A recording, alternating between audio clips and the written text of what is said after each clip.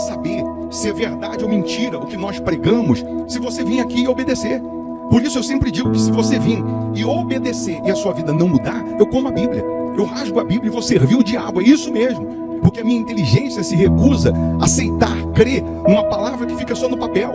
Ora, se está escrito, tem que se cumprir. E Deus está lhe buscando, lhe chamando para mudar a sua história. Não é para você mudar de religião, não. De placa de igreja, não. O nosso Deus é muito maior que placa de igreja, que religião. O nosso Deus quer que você mude de vida, de história, de condição. E para isso, só depende de uma atitude sua. Deus nunca vai fazer o que você tem que fazer. O vir, o se tornar para Ele, o buscar esse Deus é contigo. Fazendo a sua parte, Ele fará a dele.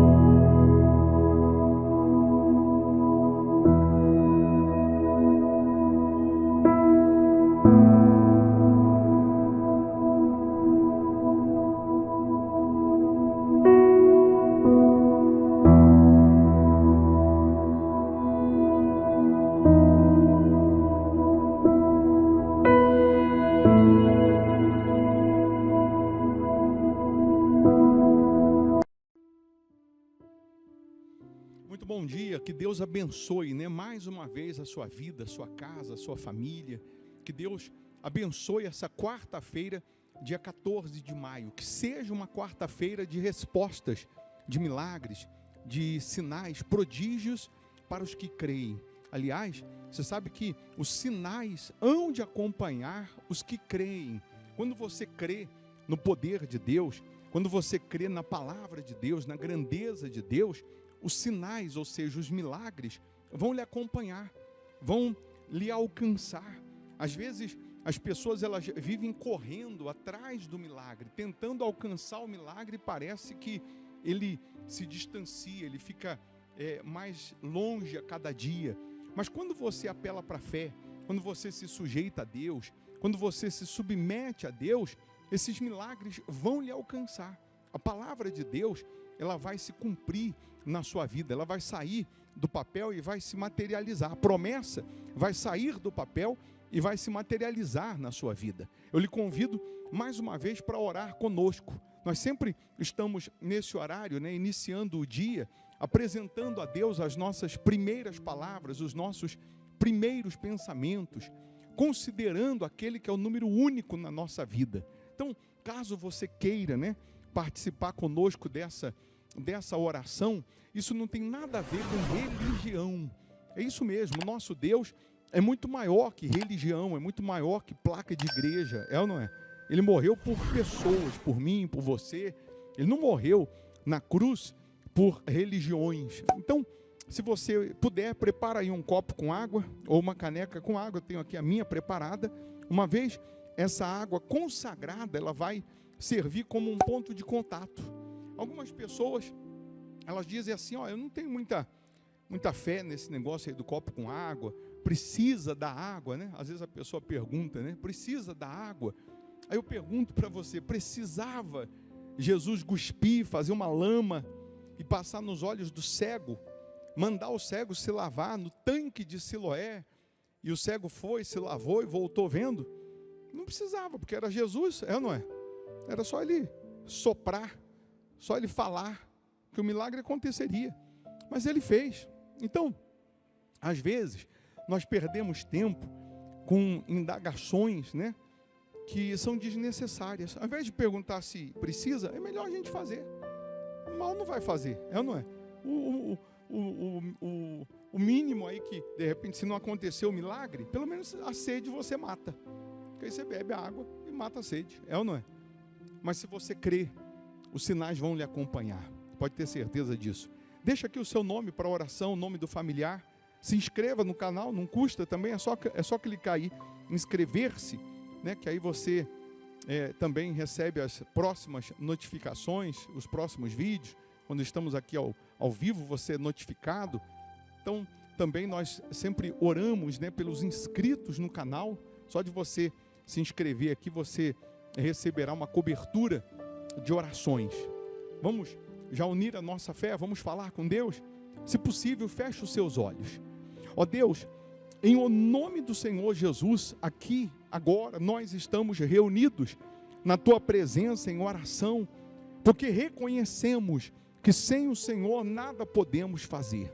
Reconhecemos o quanto precisamos, carecemos da tua intervenção, da tua ajuda, do teu socorro, da tua manifestação.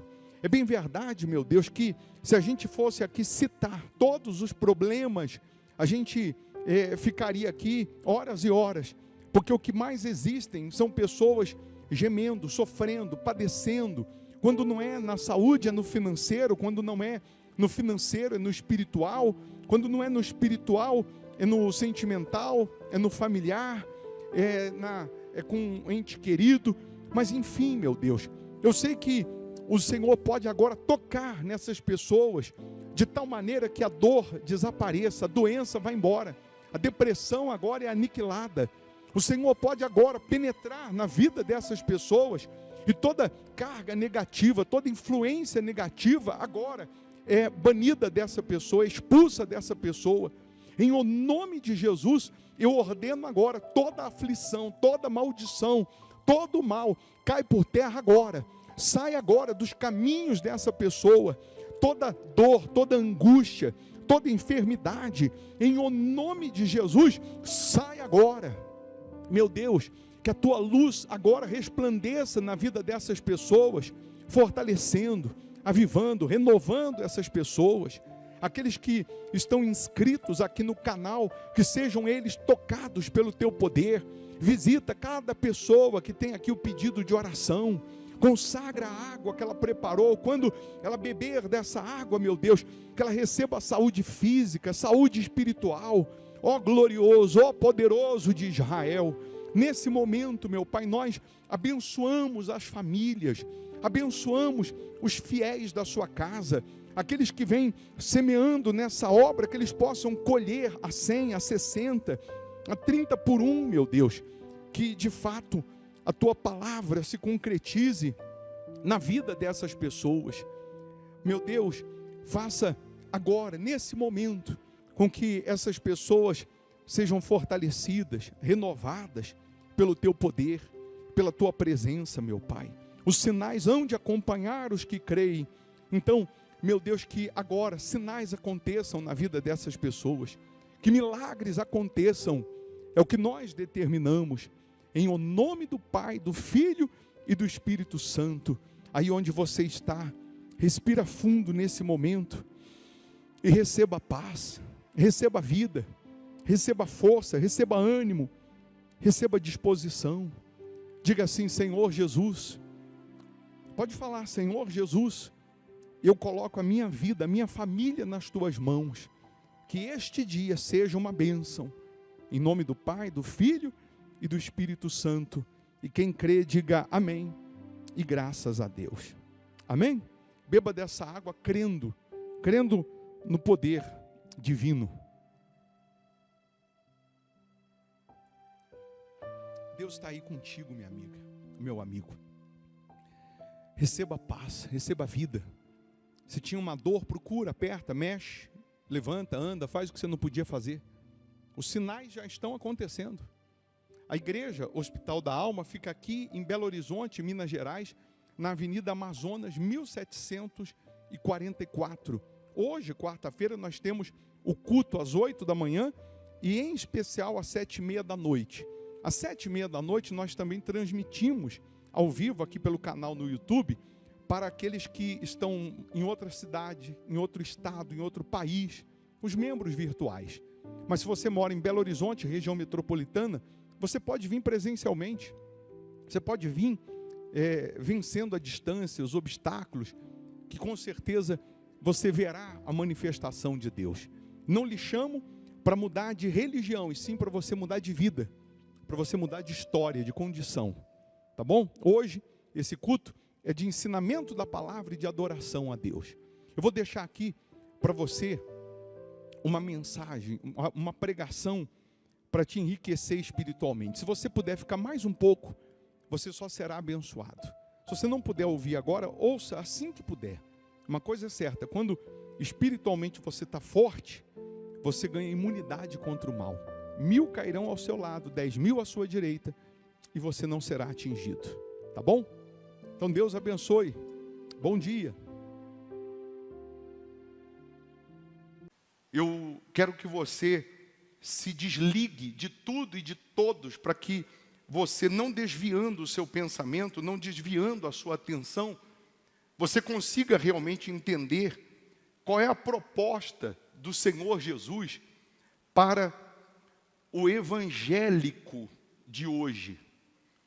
Quando nós falamos do livro aos Hebreus, alguns sempre dizem que Paulo escreveu, né, essa epístola aos Hebreus e não foi Paulo.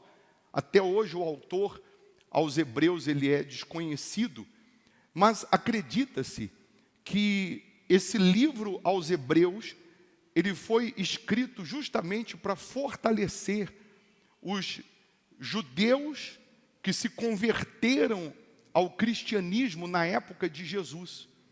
Os judeus que se converteram ao evangelho de Jesus, na época de Jesus, eles enfrentaram situações que nós, de repente, não suportaríamos.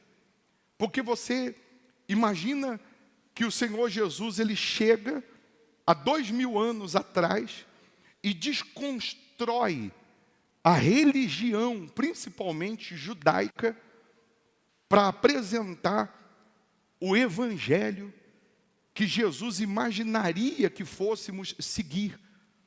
Hoje nós temos o evangélico que não segue, na sua maioria, a gente não pode generalizar, mas na sua maioria não segue o evangelho de Jesus. Nós temos o evangélico da religião evangélica, que não é do evangelho de Jesus. Parece redundância, mas quem são os evangélicos da religião evangélica e não são do evangelho de Jesus? São simplesmente aqueles que se adaptaram ao farisaísmo, se adaptaram a alguns costumes que Jesus já tinha cancelado, que Jesus já tinha reprovado. E aí nós encontramos um evangélico da religião evangélica, que não é do evangelho de Jesus, que quem olha para esse evangélico não consegue crer ou querer conhecer o Senhor Jesus do verdadeiro evangelho. Eu não sei se eu estou confundindo a sua cabeça ou fazendo você entender que existe o evangélico da religião evangélica, que não tem nada a ver com o evangelho de Jesus. E aí você vai entender mais porque Jesus ele chega e ele leva os judeus a se libertarem de todas as leis que eles estavam se apoiando durante anos e mais anos. Jesus chega e diz para eles que não precisa mais guardar o sábado. Jesus chega e diz para eles que Jesus é o fim da lei de Moisés, que não precisa mais eles seguirem a lei de Moisés, porque agora Jesus é o fim. E eles tinham um templo para adorar a Deus, e aí Jesus diz que agora não precisa mais de templo construído por mãos humanas, que agora o templo é o homem, que o Espírito de Deus vai habitar dentro dele. Jesus, ele diz que não precisa mais fazer sacrifícios de animais para ter o perdão dos seus pecados, porque Jesus era o próprio sacrifício para perdoar os nossos pecados. Então isso, na época, era uma ameaça à religião judaica. Isso, na época, caiu como uma bomba sobre eles, e os cristãos, os judeus que se converteram a Jesus, eles eram expulsos de casa. Os cristãos, os judeus que se converteram a Jesus, eles perdiam a herança da família simplesmente porque eles deixaram o judaísmo para seguir o evangelho de Jesus. Eles pagavam com a própria vida. Você já conhece cristãos que eram queimados de vivos, cristãos que eram jogados para os leões e serviam como diversão para os romanos na época. Cristãos que realmente, porque assumiram a sua fé em Jesus, porque assumiram o evangelho de Jesus, eles passaram por situações que muitos de nós não suportaríamos. Hoje é fácil crer em Jesus, ou mais fácil crer em Jesus, porque nós temos um livro de Jesus para cá de mais de 2000 anos.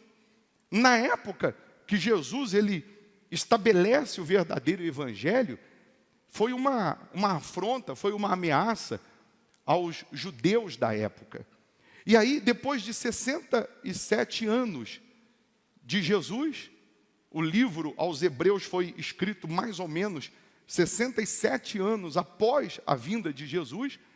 Então, ele foi escrito justamente para fortalecer os cristãos judeus que tinham se convertido ao verdadeiro evangelho, mas que agora, por conta das perseguições, por conta das ameaças, por conta das dificuldades, eles estavam apostatando da fé. Eles estavam começando a migrar, começando a voltar para suas práticas religiosas de antigamente. Eles estavam voltando a praticar as coisas que eles praticavam antes de se converter a Jesus. E aí que eu quero que você apele para a sua capacidade de raciocínio. O verdadeiro evangelho de Jesus, que não é a religião evangélica, nunca engessou, nunca aprisionou, nunca prendeu, mas o verdadeiro evangelho de Jesus, ele nos deixa livre, principalmente para raciocinar, para pensar. Ele nos deixa livre para vivermos um evangelho sem peso, para vivermos um cristianismo sem carga, sem nenhum peso de culpa. E aí nós encontramos um evangélico da religião evangélica hoje, que ele só sabe apedrejar, principalmente o próprio evangélico. Ele só sabe julgar, principalmente o próprio evangélico. Nós encontramos um evangélico da religião evangélica, que não tem nada a ver com o evangelho de Jesus, no que diz respeito a amar o seu próximo, no que diz respeito a servir o seu próximo, como Jesus ensinou no verdadeiro evangelho. Nós encontramos um evangélico da religião evangélica, que só cuida do seu umbigo, que só quer para si, que só quer receber, que é egoísta, que é egocêntrico, que na sua maioria ele quer cuidar só do seu umbigo e os outros que se dane. É simplesmente essa a palavra que o evangélico da religião evangélica tem, e que não tem nada a ver com o evangelho de Jesus.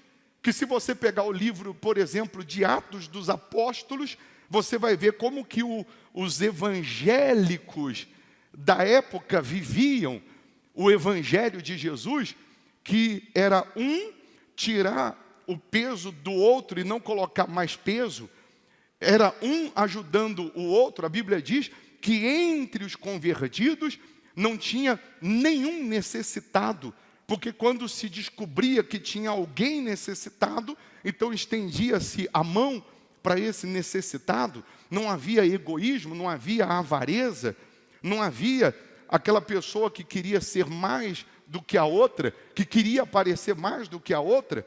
Mas esse evangelho, que é o verdadeiro, ele infelizmente está sumindo, está se distanciando aos poucos, porque as pessoas, elas estão vivendo a religião evangélica e não o evangelho de Jesus. E aí eu faço uma pergunta: quem olha para você hoje, para mim hoje, ela vê que tipo de Jesus em nós?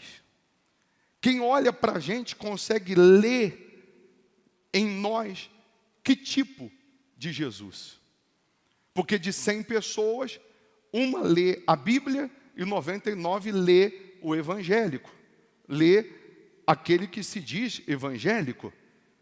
E a vontade de Jesus, quando trouxe o cristianismo, trouxe o verdadeiro evangelho, era que quem olhasse para a gente e entendesse, tivesse paixão, desejo, vontade, gana para conhecer o dono desse evangelho que é Jesus.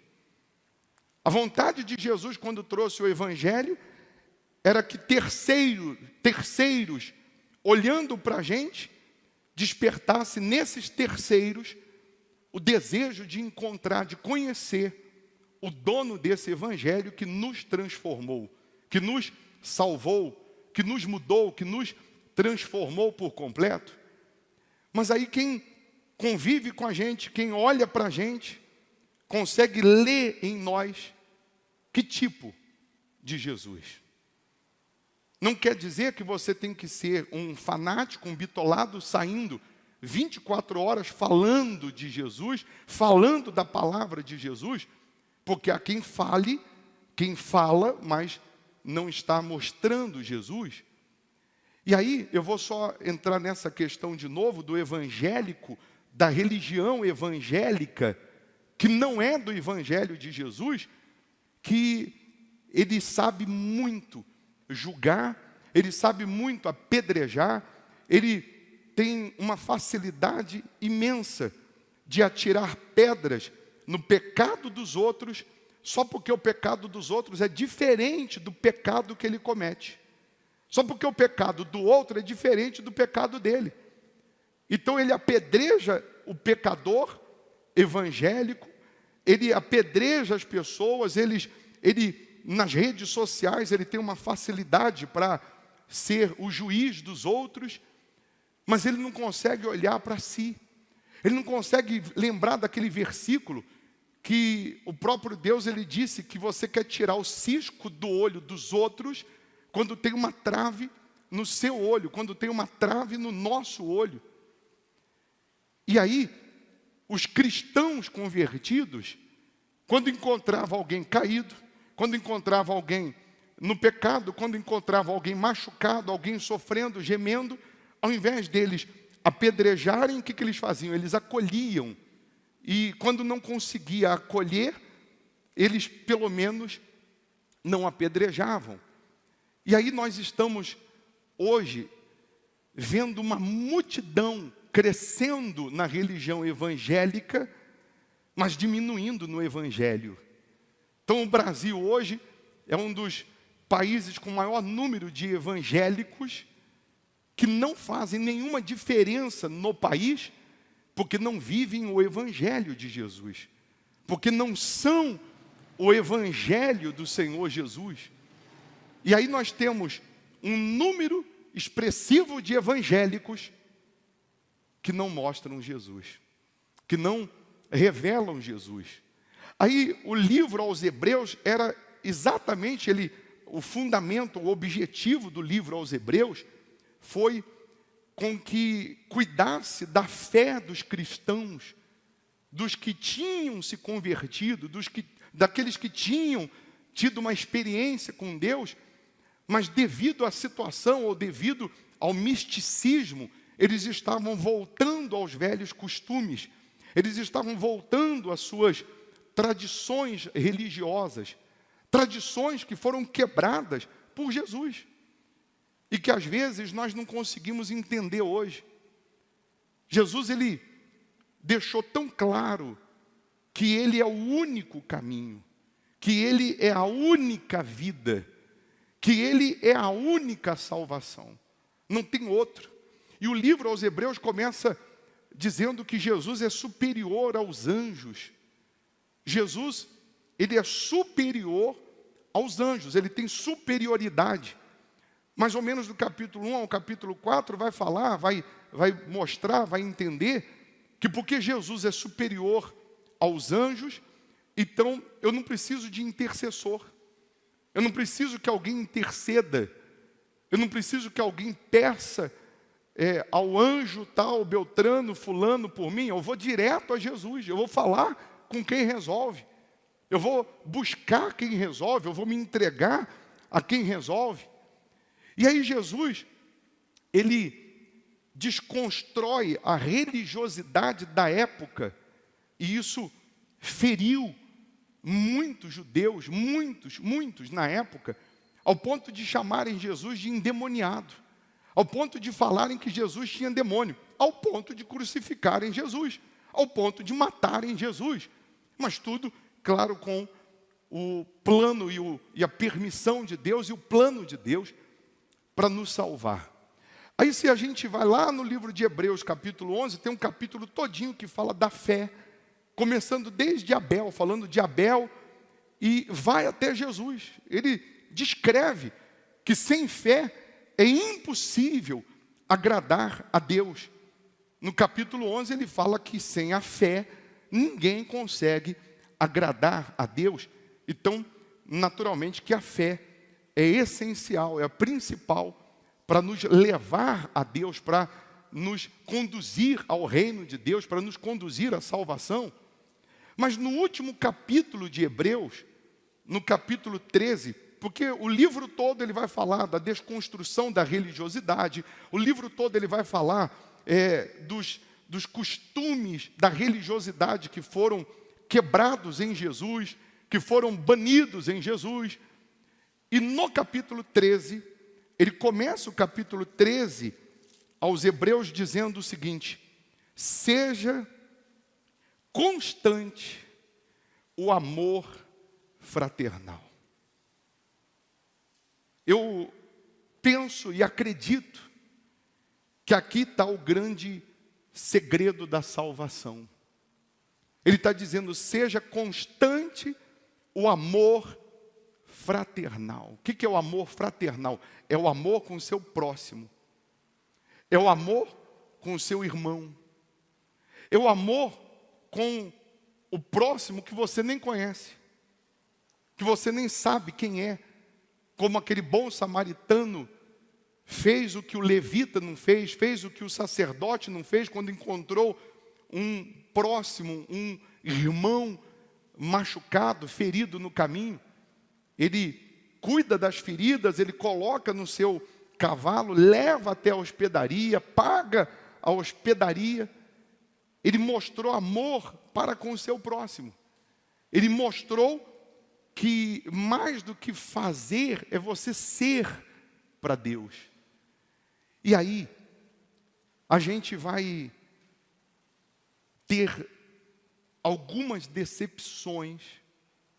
Preste atenção, nós vamos ter algumas decepções quando a gente chegar no céu.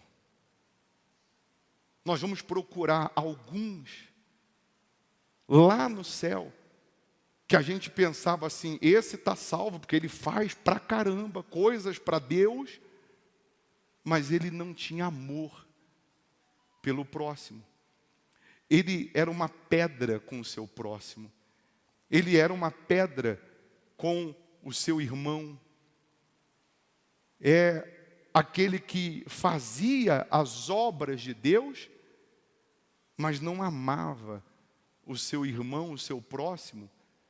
Não amava principalmente aquele que o apedrejava, aquele que o escarnecia, que a Bíblia diz que quando você ama o seu inimigo, você ajunta brasas vivas na sua cabeça.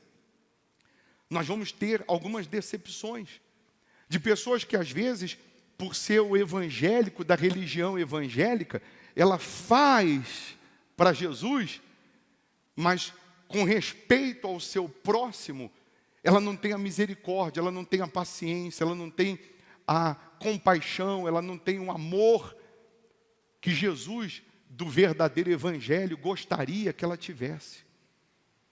Aí nós estamos vendo pessoas com tempo de igreja, mas que estão se tornando pessoas piores a cada dia. Pessoas amarguradas, pessoas magoadas, pessoas ressentidas, pessoas vingativas, pessoas que amam a Deus, mas odeiam o seu irmão. Amam a Deus, mas odeiam o seu próximo. Ainda em Hebreus 13, ele diz, seja constante o amor fraternal, não negligencieis a hospitalidade, pois alguns, praticando-a, sem o saber, acolheram anjos, ou seja, pessoas que eram do próprio Deus. Lembrai-vos dos encarcerados, como se presos com eles. Ou seja, eu tenho que sentir a dor dele. Eu não tenho que julgar o encarcerado. Eu não tenho que apedrejar o encarcerado. Eu não tenho que falar bem feito. Que ele fez ou deixou de fazer, que o levou para essa prisão, foi bem feito. Eu não posso fazer isso se eu vivo o evangelho, não da religião evangélica, mas do evangelho de Jesus. Eu tenho que me colocar no lugar do encarcerado, dos que sofrem maus tratos, como se, com efeito, vós mesmos, em pessoa, fosseis os maltratados. Então, qual é o verdadeiro evangelho? Sou eu me colocar no local, no lugar, no corpo, na pele daquele que hoje está sofrendo, daquele que hoje está gemendo, ou daquele que estão apedrejando. Ao invés de eu ser mais um evangélico a apedrejar, eu me coloco no lugar daquela pessoa que está sendo apedrejada. E aí eu vou ter misericórdia, compaixão, eu vou orar por ela. Eu vou fazer por ela o que eu gostaria que alguém fizesse por mim. Eu vou estender a mão para o meu próximo como se eu estivesse no lugar desse próximo e quisesse que alguém também estendesse a mão para mim. Mas aí a gente se autoanalisando, será que nós estamos vivendo o verdadeiro evangelho? Será que nós estamos tendo esse amor fraternal? Ou isso já acabou faz muito tempo? Ou isso já não existe mais em nós? Aí você vê que no livro de 1 João 4, versículo 20, mas falando do livro de Hebreus, ele termina o livro falando do amor fraternal. Ele termina o capítulo 13 falando que isso é o mais importante.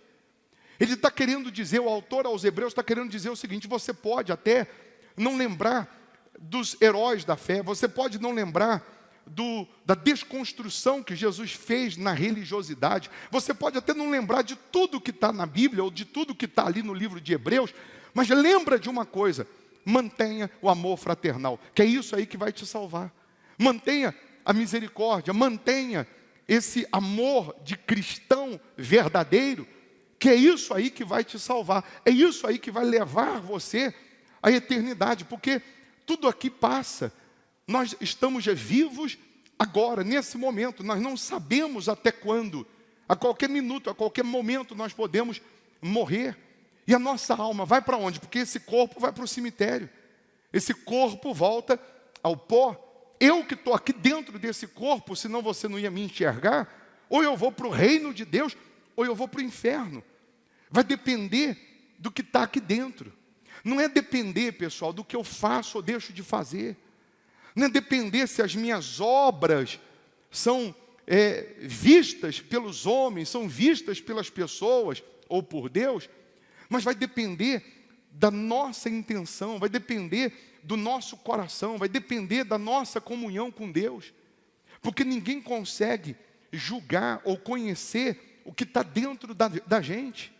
Você vê Davi, o homem chamado segundo o coração de Deus, parece que é uma discrepância extraordinária, porque o homem chamado segundo o coração de Deus, esse homem cometeu o adultério, mandou matar o marido da mulher, e ainda foi considerado segundo o coração de Deus. Mas ninguém pôde ou pode julgá-lo pelo que ele fez, porque ele escorregou na casca da banana naquele dia, e formular um caráter para Davi, como se ele fosse o lobo mau a vida toda, como se ele fosse um endemoniado a sua vida inteira. Mas Deus viu e conhece o coração dele e de cada um de nós. Aí a gente vai para Paulo, e Paulo diz assim: eu há 14 anos fui arrebatado, se no corpo não sei, em espírito não sei, mas eu fui levado ao terceiro céu e vi coisas inefáveis. Eu vi coisas magníficas, extraordinárias lá, que não dá para descrever, que não dá para falar. eu vi e ouvi coisas maravilhosas que homem nenhum conseguiria entender, e eu volto do terceiro céu com um espinho na carne, que é o mensageiro de Satanás, e quero dizer que me alegro nas injúrias, me alegro nas calúnias, me alegro nisso, me alegro naquilo. Então Paulo viu o que viu, e ele poderia vir vislumbrado com tudo o que ele viu, ele poderia se exoberbecer e contar maravilhas, mesmo com espinho na carne. Ele podia falar de coisas extraordinárias, mesmo com espinho na carne, mas ele disse: Deus me colocou um mensageiro de Satanás para me esbofetear, a fim de que eu não me exorbecesse. E Paulo não dá ênfase às maravilhas que ele viu no terceiro céu, mas ele dá ênfase, sabe ao quê? Ao espinho da carne. Ele podia falar o seguinte: eu acabei de chegar do terceiro céu, eu vi coisas magníficas, extraordinárias, etc, etc, etc, e jamais revelar o espinho na carne, jamais revelar a sua fraqueza, jamais revelar o mensageiro de Satanás, que ninguém sabe o que é, se é um pecado ou não, se era uma doença ou não, se era uma enfermidade ou não. Uma coisa nós sabemos: se era pecado ou não, se era uma doença ou não, ele, com aquele espinho, não o impediu de continuar servindo a Deus. Uma coisa eu sei: aquele espinho não fez Paulo parar a sua jornada. Aquele espinho na carne não fez Paulo desistir de continuar servindo e de continuar levando a palavra de Deus. Então, se há um espinho na tua carne, isso não é motivo para você parar. Se há um espinho na tua carne, se há um mensageiro de Satanás, você não pode parar de servir, de buscar, de honrar a Deus por conta de quem quer que seja um espinho, seja um mensageiro de Satanás ou não, porque isso não o impediu. Aí 1 João 4:20, para finalizar, diz assim: se alguém disser amo a Deus e odiar a seu irmão, o que a Bíblia diz? É mentiroso, pois aquele que não ama a seu irmão a quem vê, não pode amar a Deus a quem não vê. Então eu sou um cristão, eu sou um evangélico, mas eu odeio o meu irmão, então eu não amo a Deus. Se eu falar que amo a Deus, mas eu tenho ódio por alguém, ódio em alguém ou por alguém, eu sou mentiroso. Porque a Bíblia diz que se eu não consigo amar quem eu vejo, eu não vou amar quem eu não consigo ver. Aí você vai dizer assim: mas eu odeio quem eu vejo, porque esse que eu vejo me fez mal. E amo a Deus que eu não vejo, porque Deus não me fez mal. Você quer mudar a ordem dos fatores e não dá com essa explicação. Não tem como mudar com essa explicação. Porque se o irmão que você odeia lhe fez mal, ele fez mal não pela índole dele, não porque ele é mau caráter, mas porque ele foi usado por um espírito, e a sua guerra não é contra sangue nem contra carne, a sua guerra é contra principados, potestades, contra as forças do mal, e não contra o seu irmão, não contra fulano, beltrano, cicrano. E aí eu quero que você mais uma vez volte a pensar no livro de Hebreus, capítulo 13, do amor fraternal. Se você não conseguir se entregar 100% a Jesus, se você não se entregar 100% a Ele, você não vai conseguir amar o seu próximo. Você não vai conseguir amar nem a si mesmo. E quando que eu me entrego 100% a Jesus? Quando eu decido abandonar os sofismas, abandonar a religiosidade, abandonar os costumes antigos, abandonar o pecado, abandonar os maus olhos, abandonar tudo que não presta, para seguir e servir Jesus. Mas, ô bispo, eu estou no pecado.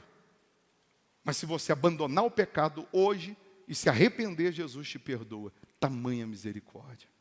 Se você hoje decidir voltar para os braços dele, você que um dia já esteve e se afastou dele, ele te recebe de braços abertos. E aí, quantos evangélicos da religião evangélica, que não são do verdadeiro evangelho, que a gente tem que estar toda hora lembrando ele, que ele tem que ser fiel no dízimo, que ele tem que honrar a Deus, que ele tem que fazer votos.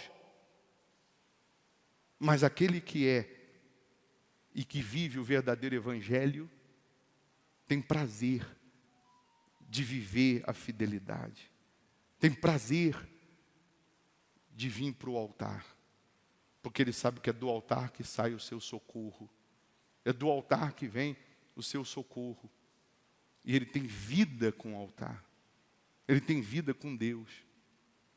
Se o evangélico tem dificuldade até de devolver o dízimo, que é bíblico, que é para Deus, que é para ser usado na obra de Deus, quem dirá estender a mão para o próximo? Sim ou não? Fique em pé no seu lugar, por favor.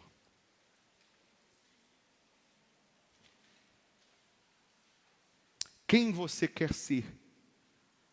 O evangélico da religião evangélica? Ou você quer ser o evangélico do evangelho de Jesus? Que vive, que age, que anda, que pensa, que faz, como se fosse Jesus hoje. O que Jesus faria no seu lugar?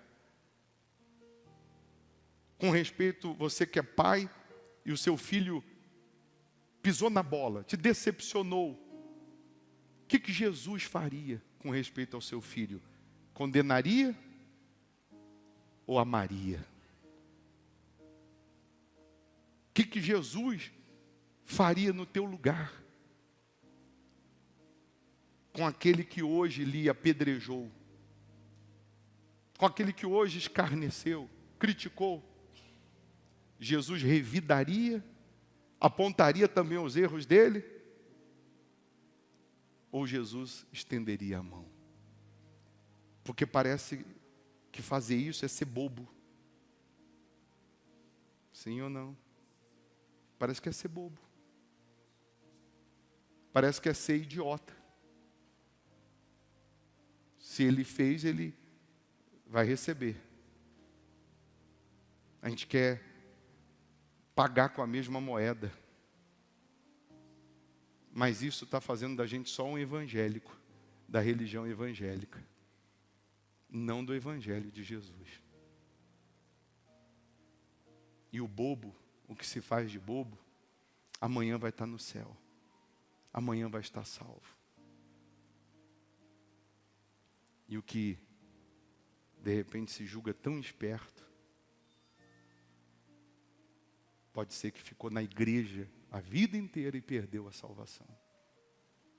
Perdeu a alma. Estuda o livro de Hebreus essa semana. Vai lendo aos poucos. Pede a Deus, me dá direção.